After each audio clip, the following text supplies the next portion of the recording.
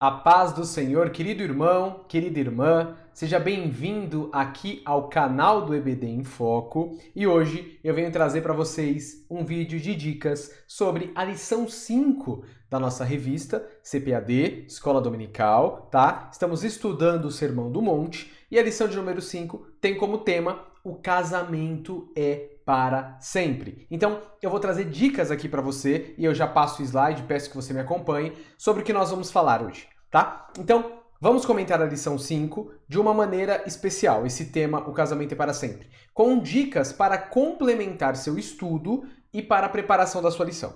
Então, aqui no canal do EBD em Foco, nós já temos, a videoaula comentada, tópico por tópico da lição de número 5, gravada pelo irmão Eberson. Então, não deixe de conferir, tá? Depois desse vídeo, se você não viu ainda, o comentário completo. Esse vídeo aqui meu hoje vai ser um complemento, daquele vídeo, daquela exposição da aula. Eu vou trazer algumas dicas para te ajudar a preparar a sua aula, algumas dicas para complementar a sua reflexão e seu estudo sobre esse tema, o casamento é para sempre, tá? Então, já vou pedir para você, curta esse vídeo, tá? Deixe seu curtir nesse vídeo, assista até o final. Se você quiser, compartilhe com mais pessoas, para que mais pessoas conheçam o canal do EBD em Foco e também conheçam, essas dicas que podem auxiliar outros professores da Escola Dominical, tá bom? Então vamos lá, eu vou trazer 5 dicas para vocês. 5 dicas, 5 observações que eu acho interessante vocês prestarem atenção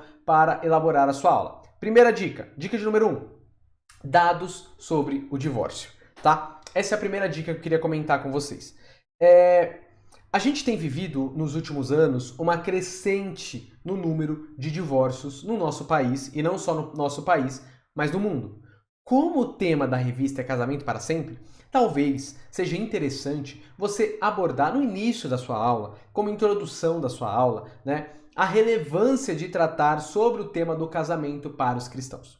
Porque esse tema não é um tema que está fora da realidade, A gente vê a nossa sociedade, a gente vê as notícias e a gente tem dados, e é isso que eu quero apresentar para vocês, dados de um número crescente do divórcio de famílias, E é claro que aqui não abarca só famílias cristãs, mas isso a gente também vê começando a acontecer em muitos lares cristãos, muitas pessoas que visitam as nossas igrejas, O divórcio é uma realidade na sociedade, no Brasil e no mundo. E eu quero apresentar alguns dados para vocês, tá? Divórcios consensuais no Brasil, no ano de 2021, a gente tem um registro de 77.112 casos. Então a gente está falando de 77.112 divórcios no Brasil no ano passado, tá? Esses números são 24% maiores em relação ao ano anterior, tá? E isso a gente está falando de plena pandemia, que provavelmente as pessoas ficaram mais próximas, mais juntas dentro de casa, Então, o que a gente quer dizer sobre isso, tá? Esses números refletem o quê? Querem dizer o quê? E por que essa dica pode ser interessante para a preparação da sua aula? É que a gente vive uma sociedade que não tem mais uma preocupação com a manutenção do casamento. Ou, olhar o casamento e saber, o casamento é para sempre. É claro que a gente não está aqui, existem vários casos aqui de divórcio e motivos que os divórcios aconteceram. A gente não está tocando nesse assunto aqui. Esses dados é só para mostrar uma coisa, você pode usar esses dados para mostrar uma coisa na sua aula. Queridos irmãos, queridas irmãs, o número de divórcios tem crescido no nosso país cada vez mais. Olha os dados aqui.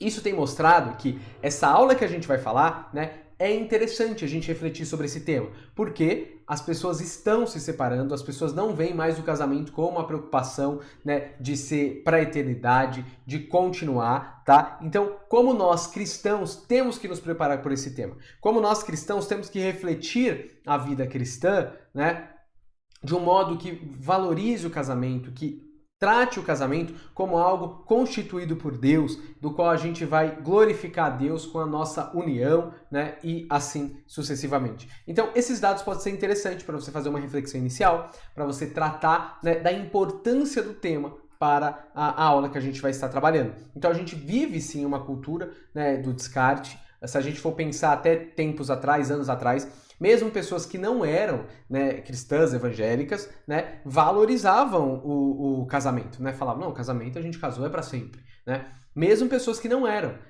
da igreja, né, pensavam assim. Hoje, nossa sociedade, de um modo geral, não pensa assim. Por isso que o tema é tão relevante e você pode usar esses dados para mostrar a importância de refletir sobre esse tema, a importância da aula que você vai dar. Essa é a primeira dica, tá bom? Então, vamos lá. Segunda dica. Segunda dica da aula de hoje é uma observação sobre a verdade prática. Eu gosto de fazer essas observações, eu gosto de pegar a verdade prática e sempre lembrar o professor e a professora do que eles estão falando e o que vai ser tratado na aula. Olha o que a nossa verdade prática diz para a aula de número 5. A vontade de Deus para o casamento é que ele seja vitalício. Na continuidade do Sermão do Monte, Jesus condena o adultério. Então, veja, estamos estudando o Sermão do Monte e o que o comentarista da revista está fazendo? Ele está pegando temas que aparecem no Sermão do Monte e refletindo com a igreja dos dias de hoje. Então, diante daquele grande sermão de Jesus, ele não está fazendo uma exposição detalhada da passagem bíblica, ele está aproveitando ali o tema que é dito, desenvolvendo um tema, colocando um tema na lição para a gente refletir naquele tema, né, à luz do sermão que estamos estudando, tá? Então, o que o comentarista vê é que, segundo ali a reflexão que ele faz sobre o Sermão do Monte, Jesus vai ter uma perspectiva, ao condenar o adultério, de que, né, o casamento é algo constituído por Deus. Que desde o princípio, o objetivo é que o casamento seja para sempre. A verdade prática, eu trouxe aqui a observação sobre a verdade prática como dica número 2, é te lembrar que o tema da lição, tá? O tema da lição, o objetivo da lição é falar de uma perspectiva do Sermão do Monte, na fala de Jesus, sobre um casamento vitalício. Esse é o tema. E por que eu estou trazendo isso como dica? É que é muito fácil, professores e professoras, né, no meio da aula, como o comentarista também fala sobre o tema do adultério e fala sobre algumas outras observações, significados de palavras, é muito fácil a gente cair, né, no erro de comentar de vários assuntos e não falar do ponto central da lição. E a verdade prática nos alerta e nos lembra qual é o ponto central da lição, que é o tema central, o objetivo que você, professor e professora da escola dominical, tem que deixar no final da aula é que seus alunos compreendam que a vontade de Deus para o casamento é que ele seja vitalício. Tá? Essa é o foco da lição, esse é o objetivo geral da lição. E essa é a meta que o professor vai ter para alcançar. Então, baseado no Sermão do Monte, e aqui essa observação é para você não se esquecer, tá? Essa é a dica, é uma lembrança para você. Baseado no Sermão do Monte, estaremos falando sobre o tema do casamento e de uma perspectiva de Jesus no Sermão do Monte, o casamento é algo para ser eterno. E esse é o foco. No final da aula, os seus alunos precisam compreender isso, tá? Compreender esse objetivo de aula. É isso que a verdade prática anuncia. E talvez, quando você ler a verdade prática na sua aula, ler a verdade prática no aluno, para os alunos, você pode focar e delimitar sua aula. Queridos irmãos e irmãs, essa aula tem por objetivo, né, a gente trabalhar isso. A gente vai estar refletindo o Sermão do Monte com um tema geral hoje sendo objetivo e claro que estudar esse sermão vendo o que Jesus trata ao condenar o adultério sobre a vitalidade, né? Na verdade, a questão vitalícia do casamento, tá bom? Então, essa é a segunda dica. Dica número 3 que eu quero trazer para você. Dica 3 o comentarista ele faz essa observação, né? O comentarista faz a observação que adultério tem uma relação com idolatria na lição. E aqui eu quis destacar isso para não passar desapercebido por você, tá? O tema do adultério aparece na lição para valorizar o matrimônio. O tema central é matrimônio. Então, quando a gente começa a lição, a gente vai ver, né? E por isso que eu coloquei isso como dica 2 e na sequência trouxe isso como dica 3 para reforçar a importância da dica 2 para vocês, tá? O comentarista ele vai começar trabalhando a questão do adultério. E o texto da nossa leitura bíblica em classe, ele está refletindo a questão do adultério. Só que o que precisa ficar bem claro, para você, professor, professora da escola dominical e para os seus alunos, é que Jesus condenar o adultério é valorizar o matrimônio. Essa é a grande questão. Quando Jesus está condenando o adultério, ele está dando valor ao matrimônio. E o tema da aula é o valor do matrimônio. É a importância do matrimônio até o fim. Esse é o foco da aula. Por isso, quando o comentarista trabalha na lição ou a gente lê o Sermão do Monte para essa aula falando sobre adultério, você precisa entender que está tratando o tema do adultério para valorizar o matrimônio. Então o tema da aula não é adultério. O tema da aula é o matrimônio, o valor do casamento. E o adultério e a condenação do adultério, né, por Jesus é uma lembrança do valor e da importância do matrimônio. Só que você pode querer desenvolver na sua aula, na classe, esse tema do adultério. Falar, gente, ó, o sermão está falando aqui, Jesus, né, indo contra o adultério, e o adultério tem uma relação com a idolatria. E essa dica aqui eu quero te mostrar a importância da relação do adultério e da idolatria que pode ser para a sua aula. Por quê? Né? Se você quiser destacar essa questão do adultério antes de entrar nesse valor e importância do casamento e por que, né, a reflexão do Sermão do Monte aponta pelo valor do casamento, é interessante você fazer essa relação, né, com o tema da idolatria. O comentarista ele vai citar isso, mas ele não vai aprofundar e você pode querer aprofundar. Então o que é idolatria? Idolatria é ter um relacionamento com outro Deus que não seja seu único Senhor, que é o Deus Pai Todo-Poderoso. Adultério é comparado a isso na Bíblia. Então, quando o povo de Israel adora outros deuses, a não ser o único Deus, que é Israel, né, o Deus de Israel, o Pai Todo-Poderoso, o Criador, o único Deus, ele comete idolatria. Então a idolatria é você fazer altares a outros deuses, é você dar atenção a outros deuses, é você sacrificar a outros deuses. E Deus e Israel fez uma aliança. É isso que está, né, claro ali quando a gente vai para Moisés e o povo. É tão interessante que Deus dá a lei para o povo, né? E Moisés apresenta a lei de Deus. Ó, Deus será o nosso Deus, nós seremos o seu povo. E o povo concorda com aquilo. Ou seja, entre Israel e Deus há um casamento. E no casamento, Deus é o único Deus de Israel. Essa relação será a relação base, clara para o Novo Testamento, para o casamento. Assim, e isso vai ser tratado por Paulo e no Novo Testamento de uma forma muito bela e bonita.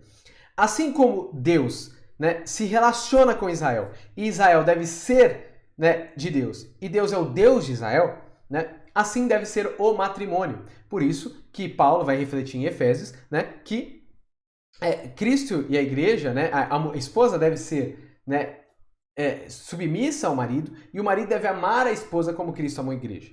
Ou ele vai trazer também a ideia, né, dessa complementaridade, dessa unidade, né, e comparar a igreja, né, o relacionamento da noiva, né, e do noivo com também o relacionamento do marido e da esposa. Por quê? É o padrão do Antigo Testamento de aliança, de relacionamento entre Deus e Israel, vai servir depois como base para o relacionamento monogâmico, né, do povo da igreja, né, de um marido com uma esposa e uma fidelidade ali clara entre os dois. Né? Então essa vai ser a ideia. Só que Israel, em vários momentos, separa-se de Deus. Né? Ele tem uma aliança com Deus, mas ele despreza aquela aliança. Ele serve a outros deuses. Ele comete idolatria. Assim como a idolatria, por isso que eu trouxe esse exemplo, né, para vocês. Assim como a idolatria era abominação, era algo mal ali na história de Israel, o adultério vai ser no Sermão do Monte visto com muito maus olhos por Jesus. Por quê? Né? Porque é um rompimento de uma aliança. É rompimento de um propósito da revelação de Deus ali naquela história. Então, você pode comparar adultério e idolatria, né, para mostrar como esse tema, né, e o propósito de Deus é essa aliança eterna, mostrando que a idolatria era um pecado que apontava e seria a base, né, também do pecado de adultério. Sempre isso está ligado. Tá? Então, essa é a dica número 3. Você pode querer refletir sobre isso. O comentarista cita essa questão e você pode querer desenvolver na aula, por isso que eu trouxe essa dica. A dica número 4 é a questão de lei versus criação. Tá? Sobre esse tema do divórcio, tema do adultério, por exemplo, que o comentarista cita, é que em Deuteronômio 24:1 há uma permissão do divórcio ali, né, por Moisés. Né? Só que a gente não pode esquecer que a lei é uma maneira de lidar com o pecado depois da queda. Vocês sabem muito bem que Deus criou o mundo, olha o ser humano, olha a criação, vê que é muito bom, mas a gente tem a queda. Como Deus lida com a queda? Qual a forma de Israel lidar com o problema do mal, do pecado no mundo? Deus entrega a lei. Eu quero que você entenda que a lei é uma maneira de lidar com o pecado depois da queda. É uma maneira de glorificar a Deus, uma maneira de se santificar, já que caímos e vivemos em pecado. Certo? E era como lidar com os relacionamentos, como lidar com o casamento, né? Quando poderia haver a separação. A lei tentava trazer essas soluções, né? Para casos que manchavam, preocupavam o casamento. Porque seres humanos são pecadores.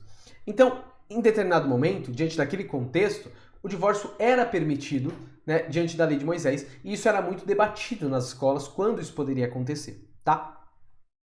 E Jesus, e esse texto que eu queria trazer para você, que você pode complementar na sua aula, Jesus em Mateus 19, 3 a 5, ele trata claramente dessa questão do divórcio, né, trazendo a ideia da criação de Gênesis.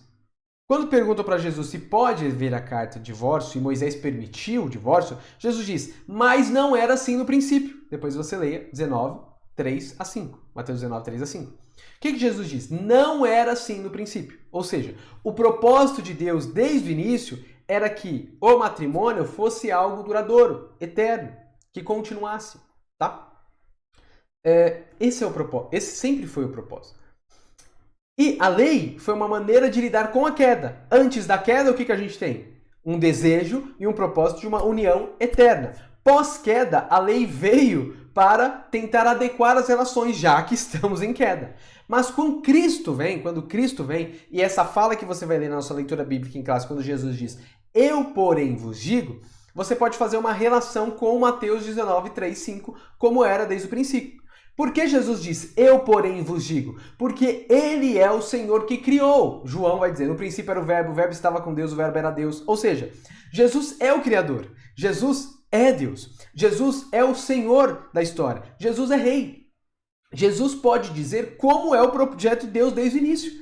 A lei não salva, a lei não restaura, a lei é um meio das relações humanas, né, tentarem se adequar em meio à queda. Mas Jesus morrendo pelos nossos pecados, sacrificando pelos nossos pecados, sendo rei, nos propõe um reino e uma lógica do reino, que é a lógica do Sermão do Monte. E na lógica do reino, o plano de Deus é o mesmo plano que foi desde o início. Os discípulos de Jesus podem compreender o plano original de Deus, mesmo desse mundo pecaminoso, que é através de Cristo, viver essa proposta radical e maravilhosa de graça, que é viver esse casamento até o fim. Os cristãos vão entender isso. O mundo não vai entender isso. A sociedade não vai entender isso. Mas a lógica do reino de Deus propõe isso. E nós somos convidados a viver isso. Claro, sempre baseado na graça de Deus. Eu quero fazer uma observação aqui, né?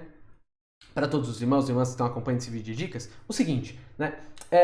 Quando vai tratar desse tema, você pode ter pessoas na igreja que já vivenciaram o divórcio, né? Pessoas que se converteram depois de ter se divorciado, ou pessoas que estão na igreja e o marido abandonou a esposa, né? Ou a esposa abandonou o marido. Existem vários casos. Eu quero que vocês entendam e trabalhem isso com graça e com amor. Trabalhem esse tema com graça e com amor. Quando eu trago aqui para vocês a lógica do reino de Deus, é o propósito de Deus para se realizar na vida das pessoas. E é isso que todo cristão deve buscar vivenciar. Mas pode ter uma esposa que ela é cristã e o esposo não é cristão e o esposo está, né, não está preocupado com isso. O esposo abandona a esposa. Tome cuidado quando você for falar dessas relações. Porque falar do propósito de Deus e o que Deus deseja do casamento eterno não significa, né, que a pessoa que sofreu, né, traumas nos seus relacionamentos do passado, né, ela não precisa se sentir constrangida, magoada. Né? Você pode, como professor e professora da escola dominical, apresentar e dizer, ei, esse é o propósito de Deus, que Deus realiza. E se você se apresentar diante de Deus, buscar pelo seu casamento, né, se essas pessoas estão vivenciando crises no casamento, dificuldades no casamento, né, é propor que Deus vai dar a graça para isso nesse contexto que a gente está falando. Mas tome cuidado quando tratar desse tema de pessoas que já passaram por isso antes de estarem na igreja ou foram abandonadas, estando na igreja, foram abandonadas pelo seu esposo, pela sua esposa. Isso tem acontecido nos nossos contextos e vocês, professores e professoras, precisam falar desse tema com graça e com amor.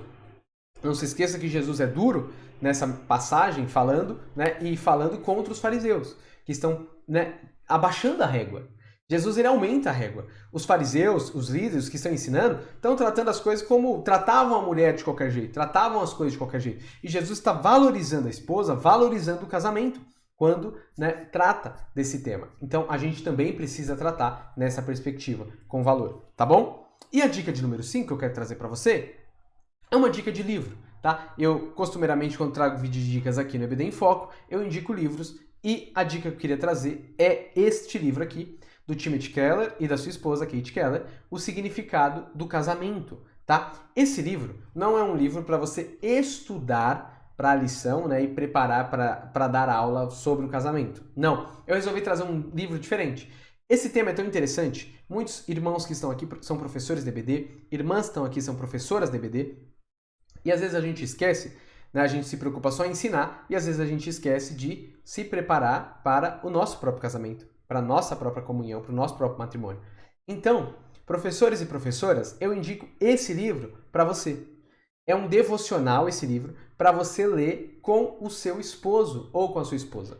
É um devocional para vocês fazerem juntos e essa é a dica que eu faço, tá? Para vocês. Se alguém quiser ver esse livro, consultar, eu vou deixar o link aqui na descrição, tá? Você pode clicar e comprar o livro. Ó. Vou colocar um link que eu achar o lugar mais barato, eu deixo aí. Você pode clicar, mas eu acho interessante. Ele não é necessariamente para essa aula, né? Eu sei que a aula já é domingo, mas você pode adquirir esse livro para cumprir essa aula, né?